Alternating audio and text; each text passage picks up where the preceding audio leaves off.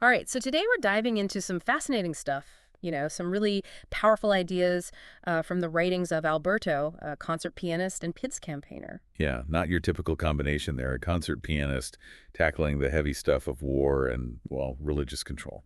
Right, you wouldn't exactly expect it, but Yeah. that's what makes his perspective so interesting, especially in his book, what's it called? Money in Their Hearts. It's like he's looking at these systems from the outside, bringing this whole different way of seeing things. I think that's spot on, that outsider perspective. And he doesn't shy away from asking tough questions. Like, right off the bat, he throws this one out there.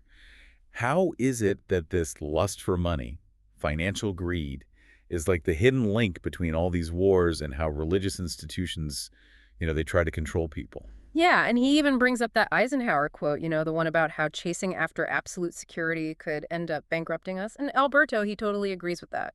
But he goes even deeper, right? When Eisenhower talked about every weapon being a theft from the hungry, Alberto expands on that. It's not just about the money. Definitely not. For him, it's a huge waste of resources. Yeah, the money part is obvious, but also the time, the brain power, the energy that could be going to, well, basic human needs, basic rights, all this focus on building up militaries, it comes at a real human cost. It's what we're missing out on. Exactly, a massive opportunity cost. And that's what leads to his main point, this idea that all those resources poured into the military machine, it's just plain wrong, especially when so many people are struggling just to survive. So let's get into the nitty-gritty here, what Alberto calls the business of war. And he's pretty blunt about how he sees it. No mincing words there. He basically says the arms industry, they're not just fulfilling a need, they're actually thriving on conflict. And the thing is, they use all this fancy language to justify it. Right. Talk about empowerment, liberation, all that stuff. Yeah, empowering people by selling them weapons, right? It does sound cynical, but I mean, you look at history and it kind of fits, doesn't it? And he really emphasizes the lasting damage that weapons cause, not just, in the moment, but for generations to come. It's those ripple effects, the things that keep impacting people long after the fighting is over. And he's also adamant that even if we got rid of all the nukes, which, yeah, that would be great, it wouldn't solve the whole problem. Because today's conventional weapons, they're incredibly destructive too. So it's a much bigger issue than just the nukes. It's the whole mindset of warfare. And he even talks about this, what he calls a brainwashing, from his 2008 Nobel message. He says it's like people have been convinced that war is just inevitable, part of human nature. And that's the real barrier, right? Mhm. If we're ever going to have peace, we need to get past this idea that war is just unavoidable. He thinks we need a whole new way of organizing ourselves globally. Speaking of global stuff, Alberto's a big advocate for, what is it, the Universal Declaration of Human Rights, the UDHR. He sees it as the foundation for protecting, human dignity everywhere. Absolutely, a baseline for any decent society. And he's pretty scathing when it comes to the actions of governments. In 2008, he was commenting on a paper about human rights and the Nepal police, and he straight up said that governments routinely violate every single article of the UDHR. Wow. That's a pretty serious accusation. And he points out some of the core principles that he thinks are constantly ignored, things like freedom from discrimination, no slavery, no torture, no arbitrary arrest. These are basic rights that are supposed to be guaranteed. It's like the UDHR. For him, it's not just words on paper. It's a blueprint for how we should treat each other. Every single person deserves these basic protections. Okay, so let's tie this back to the arms trade. And Alberto uses a pretty stark example, the London Arms Show, to illustrate the massive scale of this industry. And the disturbing thing is how casual it all seems. People just talking about kill rates, like Yeah. it's some kind of, I don't know, product comparison. Yeah. It really dehumanizes the whole thing. Yeah, it's a business, and it's big business. He mentions Britain's defense industry, how it employs hundreds of thousands of people, brings in billions in exports. So it's a huge part of the economy. And yet, it seems like most people are against war. You see the protests, the debates about military intervention. But the crazy thing is, the arms industry just keeps pushing for more sales, new markets. It's like this relentless drive for profit. They're always looking for the next customer, the next conflict. And what's interesting is what he says about the people involved, the politicians, diplomats, scientists. He doesn't necessarily think they're all bad people. Right. He acknowledges that a lot of them probably have good intentions on a personal level, Yeah. but he thinks they're all caught up in this system of, what does he call it, group loyalty. They feel pressure to go along with the program, even if they might personally disagree. And he extends this to scientists, too, saying many would rather be working on, things that benefit humanity, but they're incentivized to develop weapons instead. It's like their talents are being channeled in a really destructive direction. And then, of course, there's Alberto's own personal worldview, which is pretty fascinating. He's not a believer in a traditional God. Right. He talks about his belief in nature, evolution, and this universal mystic law of cause and effect. It's like he sees everything in terms of those natural forces and human actions, not some divine plan. It definitely shapes how he sees the world. And it emphasizes the idea that we have control. We're responsible for what happens. And that brings us to the Iraq War, a really powerful example he uses. He points out that everyone talks about the cost of the war, the money, right? He cites the Brown University estimate, up to $6 trillion. $6 trillion, that's an astronomical number. Yeah. But he says what often gets overlooked is the huge profits that the weapons industry made during that same time. He even has this image of these manufacturers celebrating, thanking the politicians for giving them such good business opportunities. It's a stark image, but it gets the point across. There's a whole other side to this.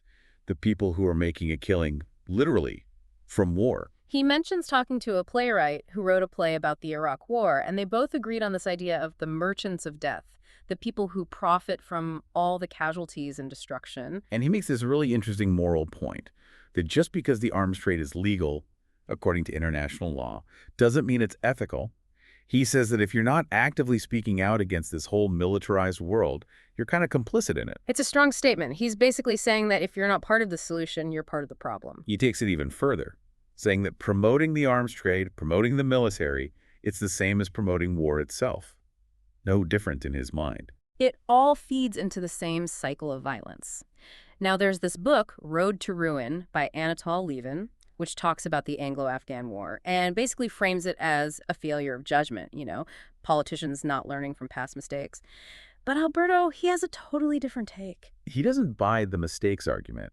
He thinks these politicians all over the world, they're actually happy with how these conflicts play out because it benefits them financially and politically. It's a much more cynical interpretation that they're not incompetent, they're just playing a different game, one where profit and power are the goals. And he talks about this article by Hussein Haqqani about U.S. aid to Pakistan back in the 80s. Haqqani details how the U.S. was sending weapons and money to the Mujahideen, how aid to Pakistan skyrocketed. Yeah, it was a huge influx of resources. But Alberto, he doesn't see it as genuine help. He thinks the U.S. was mainly looking out for American businesses, and specifically trying to create a market for American-made weapons. So it wasn't about helping Pakistan. It was about creating a customer. Exactly. And he even mentions how a lot of Pakistanis see the U.S. as a bully, and he says he agrees with that. He thinks U.S. aid almost always comes with strings attached.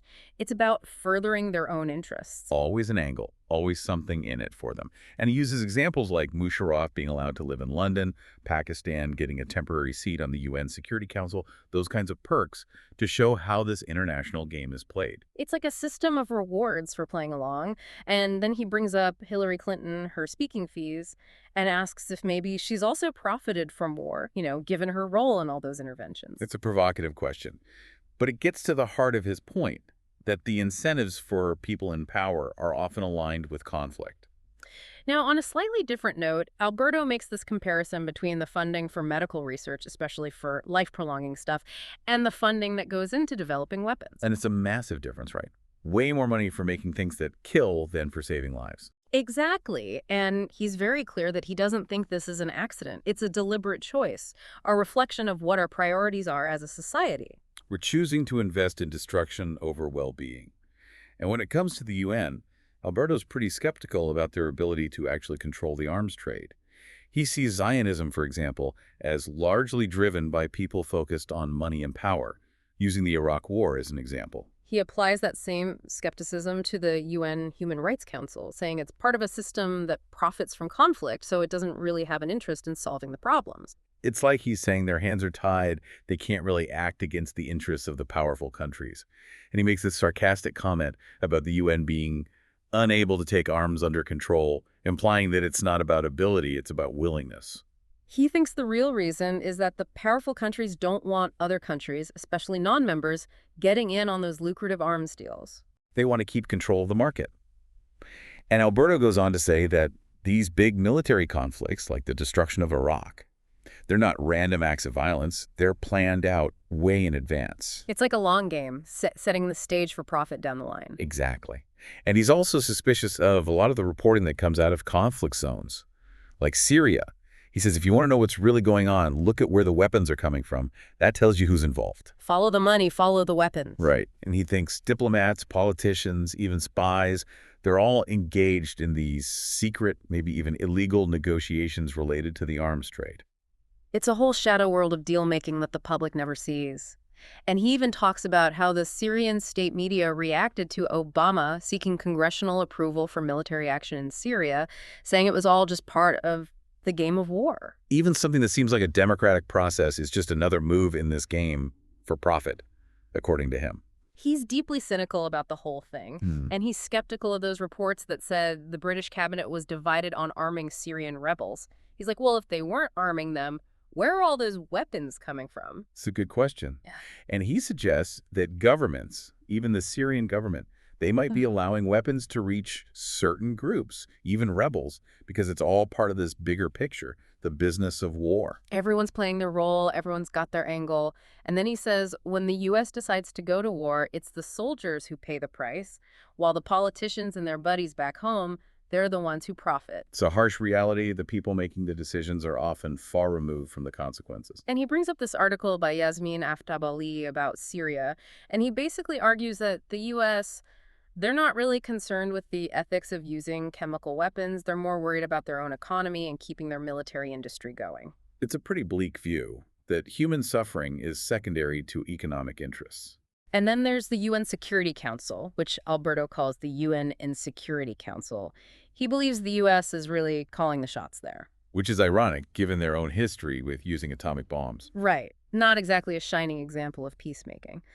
And he suggests that if a country wants to join the Security Council, they need to be willing to go along with the U.S.'s military plans, no matter how destructive they might be. It's like a quid pro quo. You get a seat at the table, but you have to play by their rules. And he makes this comparison to how a lot of Americans criticized Hitler, but at the same time, American businesses were doing deals with Nazi Germany. It's a reminder that things aren't always black and white. There's often a lot of hypocrisy in international politics.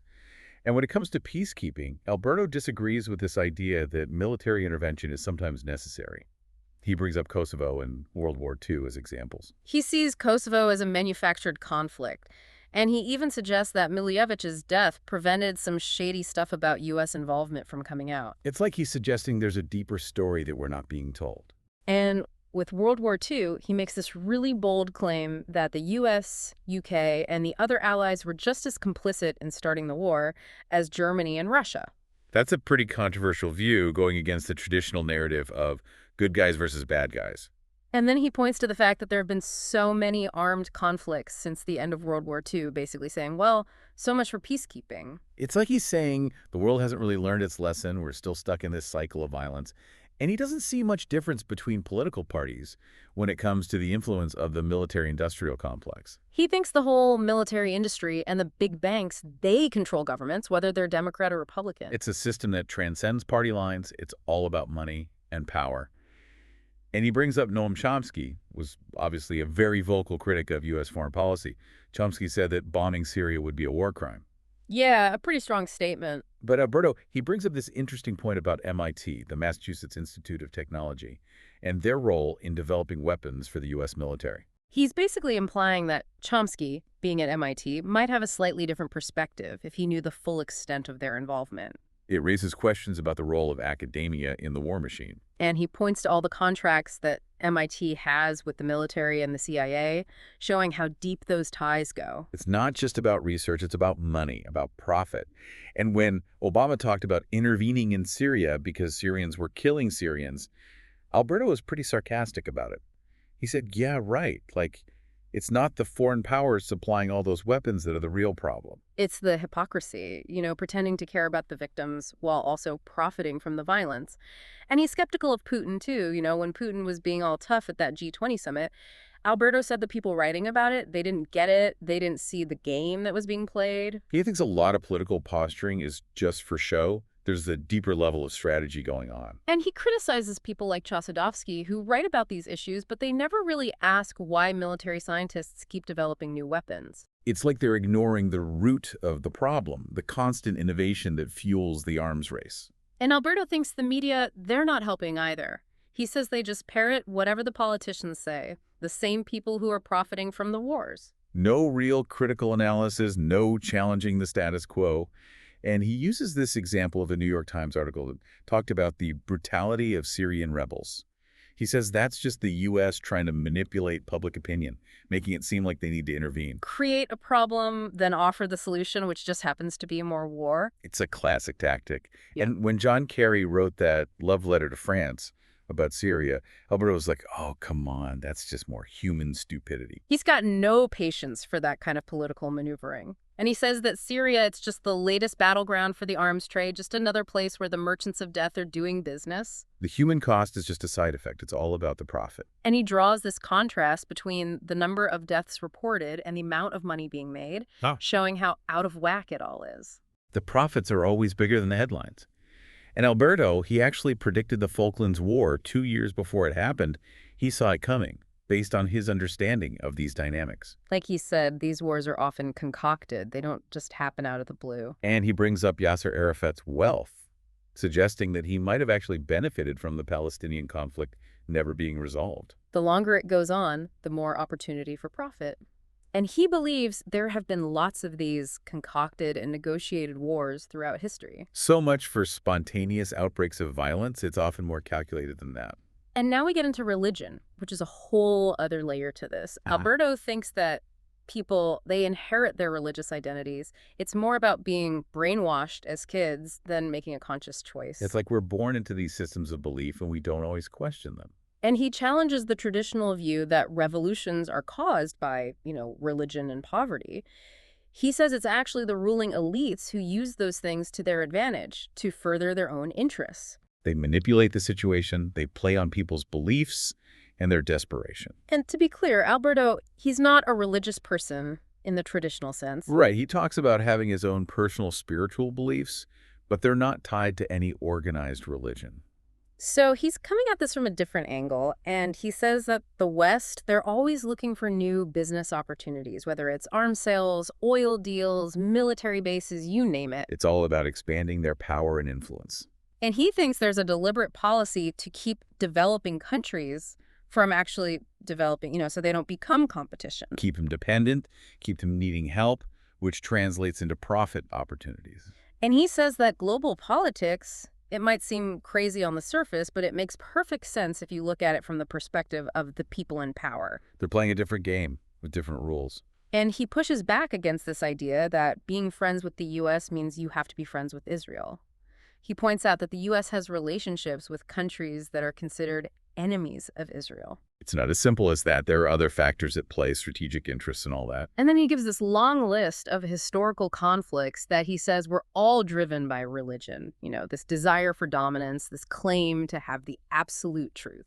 It's a pretty sobering reminder of how destructive religious intolerance can be. And he gets frustrated with the media, how they never seem to tell the whole story, how they never really dig into the root causes of these conflicts. He compares it to how the West, they created Saddam Hussein, they propped him up, all for the sake of the business of war. It's like they're creating the problems they claim to be solving. And he points to the fact that the research center in Jamraya, it was actually a Western creation. He even suggests that Assad himself, he was kind of a product of Western influence. It's a reminder of how deeply intertwined these things are, how long this history of intervention goes back. And he talks about the fabulous business that's generated by all the suffering and destruction, how the war industry and the refugee industry, they both profit from it. It's a really disturbing thought that there are people who benefit from human misery. And he suggests some things that people can do. Boycott toy shops that sell violent toys, be critical of violent media, don't watch boxing, all these things that contribute to a culture of violence. It's about making conscious choices, pushing back against those things that normalize aggression. And he says it's crucial to learn how to read between the lines. Don't just take what the media says at face value. Be critical of propaganda. Develop those critical thinking skills. Don't let yourself be manipulated. And Alberto himself, He stopped signing petitions. He lost faith in that kind of activism. He's like, it's not enough. It doesn't change anything. He had these experiences with UN officials and nuclear scientists, and he came away disillusioned. Like he saw through the facade, realized they weren't really interested in making a difference. And when Bob Ainsworth talked about maybe reconsidering support for Trident, the nuclear program, Alberto was like, yeah, but what about all the conventional weapons? Those are just as deadly. It's not just about the nukes.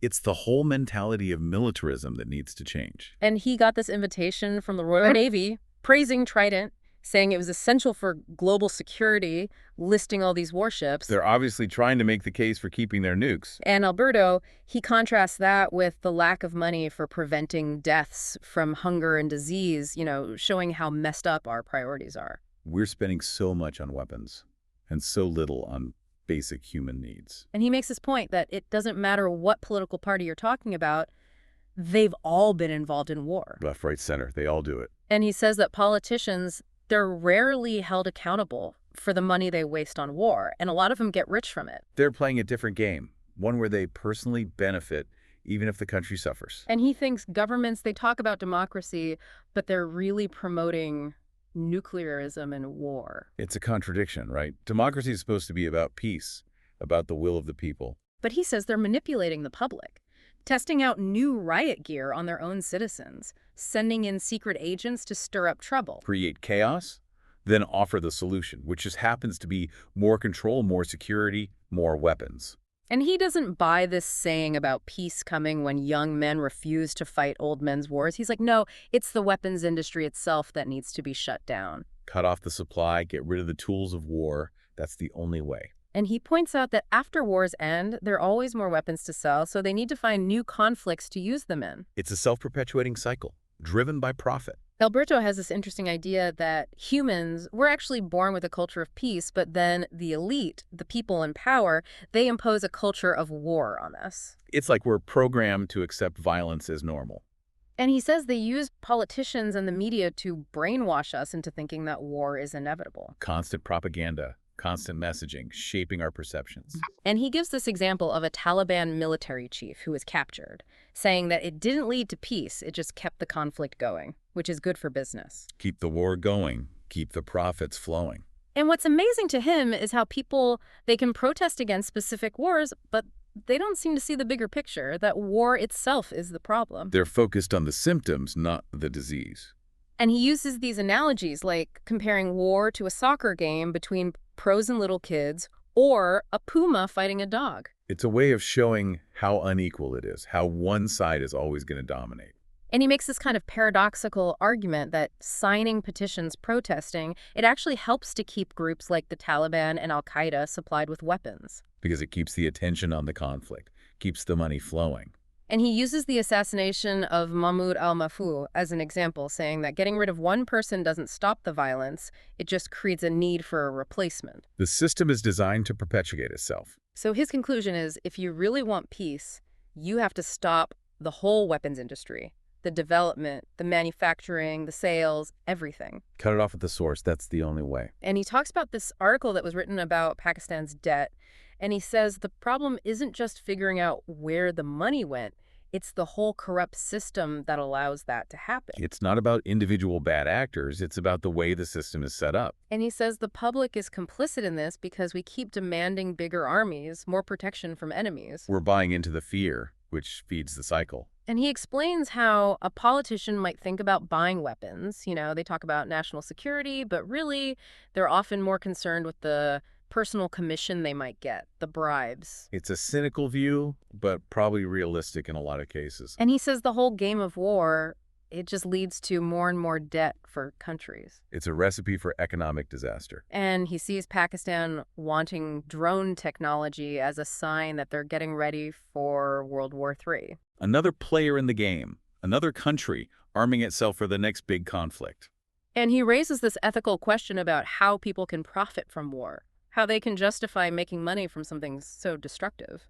It's a moral dilemma, the conflict between personal gain and the greater good. And then he talks about how the West has created experts in warfare all over the world. Spreading the knowledge, training people to fight, making sure there's always a market for their weapons. And he says the death industry, it needs a constant supply of these experts so they keep funding them, even if it means putting countries further into debt. It's like a self-fulfilling prophecy, creating the need for the things you're selling. And he sees those NATO aircraft violations as part of a strategy to test out new drones, research and development for the next generation of killing machines. Always innovating, always looking for an edge. And he's cynical about those talks between India and Pakistan. He says it's not about peace, it's about planning future conflicts. Another round of the game, figuring out the logistics, the strategies. And he has this theory. It's pretty out there, but he thinks the war industry actually needs a major religious war to survive, like another crusade. It's a pretty dark thought, that they need that level of conflict to keep the profits flowing. And he says it requires Christian countries to allow Islam to gain influence, setting the stage for a clash of civilizations. It's a dangerous game, playing with those kinds of tensions. But he's clear that it's not the ordinary people of different religions who are at war with each other. It's the leaders, the ones who are fighting for power and wealth. They're using religion as a tool, as a way to manipulate their followers. And he says all wars, at their core, they're not about religion or nationalism. They're about power, money, and dominance. The basic human drives, amplified by the machinery of war. And then he goes into this critique of religion, how people take these religious texts so literally, how they believe in this idea of paradise. He's challenging those traditional beliefs, questioning the logic behind them. And he says there's no real reason to choose one religion over another. It's all just faith. It's a leap of faith, not a logical decision. And he thinks religious divisions are artificial. They're imposed on people through brainwashing from a young age. We're taught to believe certain things, to see the world in a certain way, and we don't always question it. And he imagines this world where kids aren't indoctrinated into religion. They get to choose their own beliefs when they're old enough to understand. Freedom of thought, freedom of belief, those are basic rights. And he thinks most religious texts were written by men who wanted to control other people. It's about power, about maintaining hierarchies. And he says all these theistic religions, they're really just different sects that are all doing the same thing, fighting, killing, converting people, all for their own selfish reasons. They're all playing the same game, just with different roles.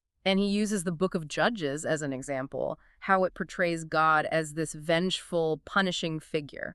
It's a very different image from the loving, merciful God that some people believe in. And then he talks about Buddhism, how it's more about reason, about overcoming negative emotions, and it doesn't even have a God. It's a different approach to spirituality, one that focuses on personal growth and understanding. And he talks about the forces of the universe in Buddhism, how it's basically just another way of talking about nature. It's a more holistic view, seeing everything is interconnected.